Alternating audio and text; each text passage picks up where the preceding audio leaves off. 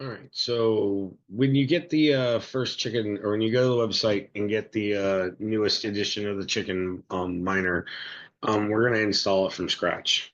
A little bit different about this iteration is now that we got it stable and working and installing right, we went ahead and put in the optimization steps. So it adjusts power, it optimizes Windows settings for performance and uptime. It also automatically adds the Windows Defender exclusions. So if you have another AV, we can kind of add that, but most people were running Defender. If not, the exclusions hand jam in there will still help you if you need it. But we will publish the list in the README in the installer.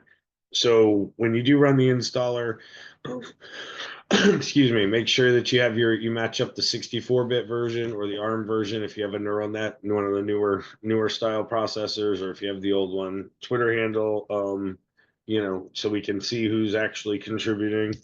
This one is mine, so I'm gonna just do mine. We'll go ahead and install it here, right? Install. After installation, couple little tricks, right? It's gonna go ahead and start, and it's gonna open up, right? So there's the actual install. You just come here, CHKN. There we go. And here we go. If it does something, there'll be a little red line. It added Windows Defender exclusions that weren't there, right? See, it's running. If you turn here, it'll show you what you have. It'll show you it's connected to our pool, and you're lined with our wallet. So, uninstall is right here. If you don't want it to start on start, you can turn this off. If you need it to start and stop, let me get this out of the way. You can see our process chicken miner, chicken.exe. You can see your processes. Look, if you're having troubles or you need to use it or you're trying to figure out how much you need to work well, right? We can stop it. Watch what happens. The exe goes away, right? No more chicken miner. Your process use, boom, drops, right? And then I'm doing my mouse, boom, see, you get your process and your computer back. Let's say that's a little too much right now because I'm surfing the web. I usually leave it at 50% when I'm running it. Watch what'll happen. CPU spike, and here you go. Task manager is Control Alt Delete, select task manager, kill the process. It's all killable this way.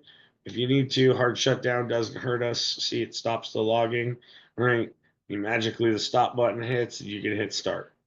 So nothing super complicated. Should be streamlined, super easy for you guys to work. And then if you need to, start, stop, right? Start it.